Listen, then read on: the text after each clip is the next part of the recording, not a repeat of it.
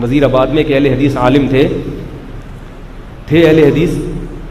ایک صاحب نے مجھے بتایا کہ میں نے ان کے ساتھ 25 سال کھڑے ہو کر نماز پڑھی ہے رفع الیدین کے بغیر.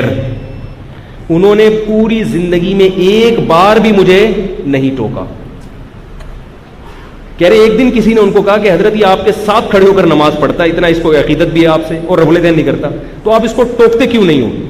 ان اہل حدیث عالم نے جواب دیا کہ بھائی اگر میں اس کو ٹوکوں تو اس کا مطلب میں اس کی نماز کو, ان کی رائے یہ تھی کہ میں اس کی نماز کو غلط سمجھ رہا ہوں, اور پھر کہا کہ اس کی نماز کو غلط کا مطلب یہ ہوا کہ حنفیوں میں جو اتنے بڑے بڑے بزرگان دین پیدا ہوئے ہیں ان کی نماز کو گویا میں خلاف سنت قرار دے رہا ہوں. تو فروعی مسئلہ ہے, اس کی یہ سمجھ میں آتا ہے تو اس طرح پڑھ لے, میری یہ سمجھ میں آ رہا ہے میں, لیکن اس طرح کے مولوی بھی مارکیٹ میں شارٹ. تو اسی طرح میں جس علاقے میں پل بڑھ کے جوان ہوا ہوں وہاں میں نے 30 سال شافیوں کے ساتھ گزارے ہیں. شافی مسلک کے لوگ بہت زیادہ شافی تھے, ہمارے دوست تھے, ہماری ان سے بہت اٹھنا بیٹھنا تھا. 30 سال میں ایک واقعہ بھی ایسا نہیں ہوا کہ کبھی ہم نے ان کو ٹوکا ہو کہ آپ رفع الیدین کیوں کر رہے ہیں, یا کبھی انہوں نے ہمیں ٹوکا ہو کہ آپ کیوں نہیں کر رہے. حالانکہ ان کے مقتدا اور رہبر بھی تھے شافی مذہب کے علماء جو ان کے تھے, انہوں نے ساری زندگی ہمارے امام کے پیچھے نماز پڑھی ہے. کبھی ہمارے امام نہیں ہوتے تھے تو ان کو ہم آگے کر دیتے تھے. وہ پھر کیا کرتے تھے, اپنے اسٹائل میں نماز پڑھاتے تھے, زور سے بسم اللہ پڑھتے تھے, رفع الیدین کرتے تھے. ہمیں کبھی ذرہ برابر خیال بھی نہیں آیا. ہم نے اپنے ابا سے ایک دن پوچھا, ابا نے کہا بھائی سب صحیح ہے. وہ اپنے ان علماء سے پوچھ گئے سب صحیح ہے. بعض شر پسندوں نے کوشش کی کہ بھائی شافیوں کی الگ مسجد بناؤ. ان کے عالم کے پاس گئے, انہوں نے کہا کیوں بنائیں, یہ کہ مسلمان نہیں ہیں ان کے لوگ, کیا مسلمان نہیں ہیں, یہیں پڑھیں گے ہم لوگ, کیوں الگ.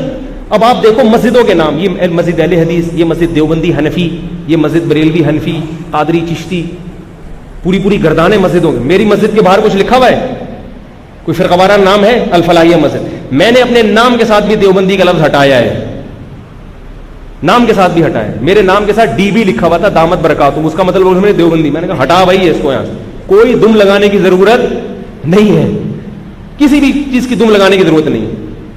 ہاں جہاں ضرورت پڑتی ہے وہاں پھر شارٹ فارم میں ضرورت کی کہاں پڑتی ہے. اب یہ لوگ کہتے ہیں یہ کیا دیوبندی, وہاں سے کب سے, یہ تو ابھی پیدا ہوئے ہیں. بھائی ایک چیز صدیوں سے چلی آ رہی ہے, ایک مسلک صدیوں سے چلا آ رہا ہے. ہوا یہ لوگ خود نام دیتے ہیں بعض دفعہ. ہوا یہ کہ پھر ہندوستان میں کچھ ایسے لوگ تھے جو عید میلاد النبی بہت زیادہ جوش و خروش سے منانے لگے. پھر وہ بھی 11ویں شریف, اور کچھ علماء نے ان کی مخالفت شروع کر دی. تو جن علماء نے مخالفت شروع کی ان میں زیادہ تر کا تعلق ضلع دیوبند سے تھا, تو لوگوں نے ان کو کیا کہنا شروع کر دیا, یہ دیوبند والے ہیں, دیوبند. اور جو 11ویں وغیرہ مناتے تھے ان علماء کا تعلق زیادہ تر بریلی سے تھا, تو ان کو لوگوں نے کیا کہنا شروع کر دیا, بریلوی. اس بیس پر یہ نام پڑے ہیں. سمجھ میں آ رہی ہے بات. اب یہ لوگوں نے بنائے, علماء نے نہیں بنائے ہیں, لوگوں نے خود کہنا شروع کیا یہ دیوبندی, یہ کیا بریلوی. جب وہ اتنا مشہور ہو گیا تو اب لوگ پھر خود ہی پوچھتے ہیں کہ آپ نکاح کے لیے پیغام بھیجو, بھائی تو دیوبندی ہے بریلوی ہے. اب اس کے سامنے یہ تقریر تھوڑی کریں گے ہم بیٹھ کے, دیوبندی بریلوی نہیں ہوتا, یہ تو کچھ بھی نہیں ہے, اصل تو اسلام میں. وہ کہے گا بھائی تو حلوے مانڈے کرے گا کہ نہیں کرے گا. تو اس کی شارٹ فارم کیا ہے کہ بھائی یہ کون سے مسلک والے ہیں, دیوبند والے. وہ شارٹ میں لوگ, بھائی مسلمان تو وہ بھی ہے یہ بھی ہے, سبھی مسلمان ہیں نا. یہ اس لیے یہ جہاں بہت شدید ضرورت ہو وہاں اس طرح کی چیزیں ہائی لائٹ کی جاتی ہیں, ورنہ کچھ بھی نہیں رکھا ان دیوبندی. اور میں بریلویوں کو کافر نہیں سمجھتا, میرے اوپر یہ بھی فالتو قسم کے آج کل الزام بھی خود ہی لگاؤ اور اس کے جواب بھی خود ہی کلپ پہ ڈالو. بھائی ہم نہیں کافر سمجھتے اللہ کے بندو, ہم ان کے پیچھے نماز کو بھی حرام نہیں کہتے.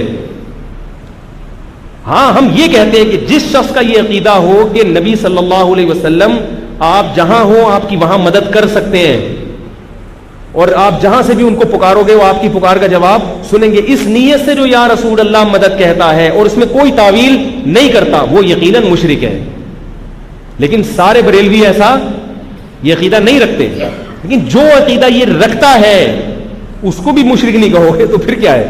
لیکن کسی مخصوص شخص کو پھر بھی ہم نہیں کہتے کہ وہ مشرک ہے, وہ مشرک ہے.